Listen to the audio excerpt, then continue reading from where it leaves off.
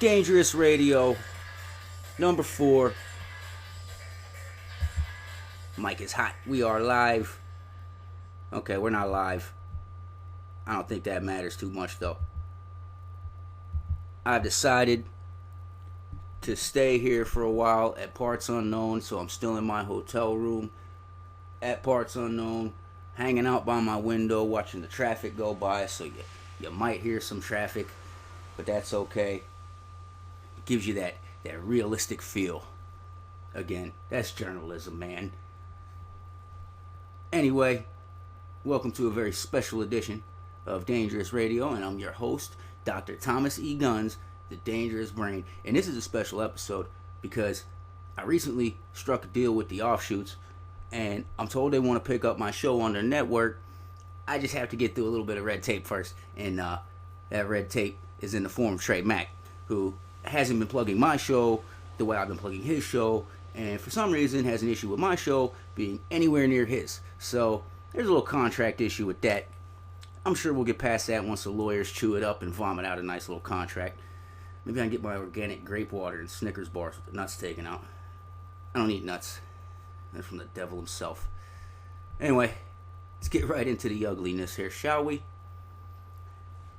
Look, I recently caught a lot of hell from my attorneys and from the attorneys that represent the evil globalists that are trying to take over professional wrestling with their brand of Hollywood entertainment.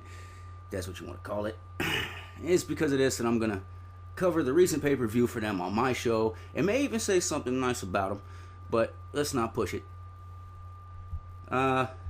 Anyway, yeah, in the recent pay-per-view for the globalists, let's see here. First match, John Cena jerked the curtain, and if that wasn't entertaining enough, Alberto Del Rio made his return to capture the United States title from John Cena, and I guess it's a good thing too, because from what I hear, he's going to be busy for a few months, so it's convenient that he would lose that title. Maybe if they didn't tell everyone first, huh? Damn internet. The Divas had a match, I think. The Dudleys faced New Day for the tag team titles. I like the Dudleys, alright? But I liked them a lot better when they were inciting riots at events. But either way, they lost. They don't fit the globalist scheme of things, you know. It's too bad. One guy I'm high on from these shows is Bray Wyatt. And I see a lot of talent there. And I think if he were to break away from the globalist brainwashing, he would be an excellent addition to the National Wrestling Alliance ranks. You know, and I mean, that's a huge step for anyone, I think. Professional wrestling is where it's at, not Hollywood. Anyway, he faced that overrated guy from Dwayne's family. Came up short in the end, but ended up making a statement by the end of the night, and I'll get to that later. Let's see what else happened. The champion, what's his name, faced Kane for that main championship they have. He was successful in his defense. I believe there was a stipulation to that match, but who cares? Let's see. Ryback, Owens, more commercials. Here we go. I can do this. This is okay. I can do this. Undertaker versus Brock Lesnar in the cell. This is where they show some signs of life, man. You can't find a better worker than the Undertaker. Bottom line. For 25 years, this man has worked his ass off, and he's one of the few people out there that I really respect, as much as I hate to admit it. I can't say anything bad about The Undertaker. He lost to Brock Lesnar, by the way. Brock Lesnar's okay. You know, I'm not sure what to say there. Get back on me. Get back at me on that one later. Yeah, get back to me on that.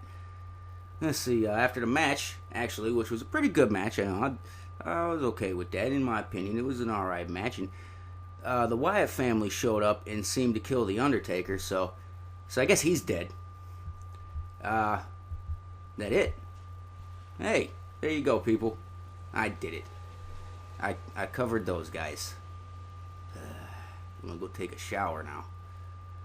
Well, now maybe I won't have the globalist lawyers calling me and whining about slander and defamation and why I keep saying they brainwash people and have an evil agenda to take over the entire sport of professional wrestling by forcing the people to watch a stale and boring program that features the guy they like and not the guy you like, because the guy they like knows how to pucker up to an ass just right, and the guy you like has to be on the mid card at most and change his name to some dumb shit so he can't go back to professional wrestling elsewhere and make a living of it.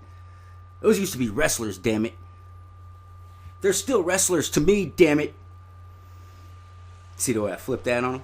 I tell you what they want you to hear, and then I tell you the facts at the same time. See, that's a duality. That's journalism. I want to go back to my home turf. NWA-Texoma. Now, I'm going to fill you in on the whole story with me and NWA-Texoma. Better yet, I'm going to give you the full scoop on NWA-Texoma from the office perspective. This might hurt my book sales a little bit, but you know, what the hell. I started at NWA-Texoma in 2012. And I was in Sherman, Texas, long before there was any professional wrestling there. I was working for a local TV show there, and I was suddenly fired for a wardrobe malfunction. It was just awful. And I felt bad for the girl. So after I got out of jail, I returned to Texoma, and Terry Hopper hired me to work security and to keep an eye on the ring crew monkeys. And what they didn't know is that I was already knowledgeable in the professional wrestling field, as I also have certain ties to a promotion currently in Eustis, Texas. We won't get into that. So anyway, you know, I talked to Terry Hopper and convinced her that she didn't need Robert Langdon to make the company great. And so she granted me access to certain NWA-Texoma talent, finances, complete control of advertising, and followed every plan I concocted to the letter up until Robert was able to finally convince her to drop me off in freaking Canada after telling me that I was here to interview the newest addition to the roster. I've been here ever since due to financial cuts, supposedly. I haven't received a paycheck from Texoma in almost 2 years. But I digress. Oh, and somewhere along that timeline, Robert Langdon bought a freaking monkey. Oh, man. You know, I mentioned this before, but you people haven't been paying attention. This is why I hate you. But I want you to listen because I care about you. Like brothers and sisters and cousins, sometimes removed, sometimes not so removed, sometimes not removed enough. I'm your brother in the fight against globalist tyranny in professional wrestling. I'm here to save the sport. And to my true fans, the true believers and followers of the Dangerous Brain, I thank you, and rest assured your favorite professional pisser offer is always going to be here and hopefully soon on the Offshoots Network, harassing Carl Knight and Kick-Ass Capricorn and correcting whoever keeps pronouncing Texoma as Texoma. You know, that's further west, man. That's like in the Panhandle or something. That's too close to Amarillo, where I'm still wanted for scalping Top of Texas tickets that I stole from the Sarge. So yeah, I've never been there. If you don't open your minds, then you will never understand that they want your very soul as a professional wrestling fan. They want you to buy the colorful t-shirts with the latest positive slogan from the latest Hulkamania attempt. They want you to buy the channel that shows their product 24/7, usually in a rotation of about 5 programs over and over throughout the day until something new happens or they air that show about the drama with the broads backstage. You want to talk about a network? NWA Classics 24/7. Professional wrestling from the glory days of the sport. Soon, to have even more content, and my president, the National Wrestling Alliance president, Bruce Starp, is currently working his presidential ass off to bring you the best that NWA has to offer and more. So, that's why I don't vote. The best presidents are forced upon us, like a king or an emperor. Alright. Let's check the voicemail here. We got something right this time. Hey man, I love the show, bro. Look, I'm hip about conspiracies, man. I've watched the JFK assassination like 1,000 times, man. I think the 9/11 was an inside job, bro. I have these documents. Nope. No. Will you nut jobs keep that damn government is out to get you stuff off my damn show? I've watched the tape too. I saw 19 crazy knife-wielding terrorists on those planes like everyone else did. They told us what happened. That's good enough. And why the hell would you watch someone get shot 1,000 times? That's sick. Sick bastard. Why doesn't anyone normal call me? What happened to Tim Storm calling in? I left him a message or 5. He should be calling back soon, I'm sure. I called Nigel Rabbit, but he said he was too busy doing something constructive and with a purpose, so he couldn't make the show. He's got his own gig on the Offshoots Network called the Nigel Rabbit Show, ironically enough. Always good stuff from my limey friend Nigel. He's good people. I'd cut for Nigel, man. Just don't bring crumpets around him. He acts like Quasimodo and breaks out in hives. It's real disturbing. I'm looking through my phone list now, and I can see plenty of people I can call and get on the show. Let's see.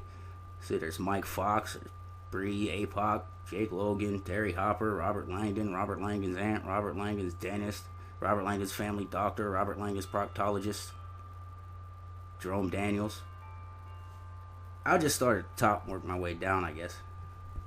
Actually, I think I'll call the proctologist first. I'm sure he's got the deepest dirt. Like a freaking coal miner. I have a feeling things are about to get real interesting around here. It's going to get real interesting on the Offshoots Network. I have Trey Mack on speed dial.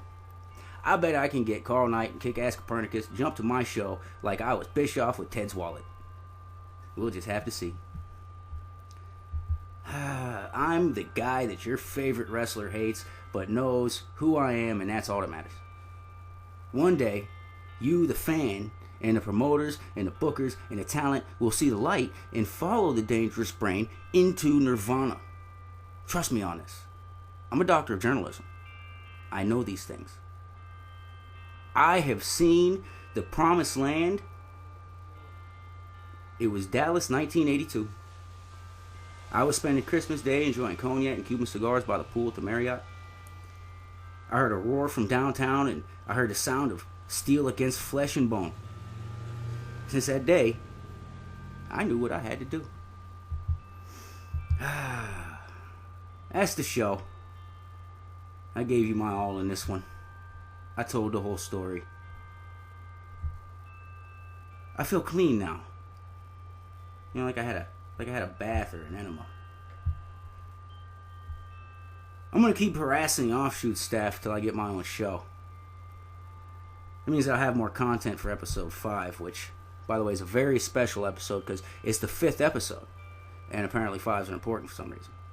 So I'll be sure to have 5 of something going on. You know, maybe I'll have 5 minutes of silence for my career since being kicked out of Texas. Until next time, you are the resistance in the fight against professional wrestling tyranny. I'm the dangerous brain, Dr. Thomas E.Gunnz, signing off. Don't drink the water.